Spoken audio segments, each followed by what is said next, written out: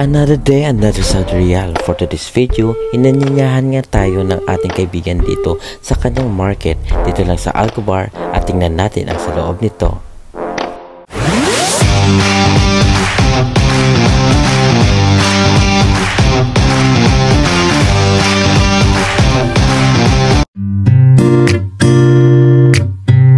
It's hard to understand me, but I keep my own boundaries. Why won't they do the same?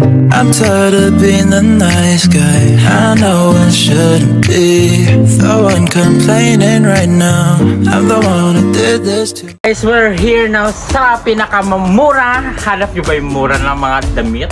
Mga damit na tag 10 riyals. Dito lang matatagpuan dito sa Khobar area. Halika. So, mga kabayan, kung gusto mo po ng pinakamura na mga bilihin dito ay meron pong 5 riyal, 10 riyal, at marami pang iba.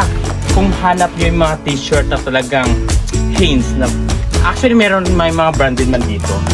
At meron din dito na pang babae, 5 riyal lang, talagang 5 riyal kabayan. So, and of course, mga socks kasi since malamig today. At saka, mga panty kung ano-ano pa, diba? At saka ito pa yung mga pambata kung gusto nyo mga pambata. This is only 10 riyals, right? O 10 riyal, 10 riyal, 10 riyal. Everything is 10 riyal kabayan. Come on, come on, come on, come on. And of course, we have also 30 riyal. Kung gusto mo yung jacket na maganda for winter collection, is very good because I have now. So, and of course, meron din dito mga iba't ibang mga damit na tag 10 riyals, 10 riyals, 10 riyals, 10 riyals. So, that's all for this video, kabayan. Bye-bye!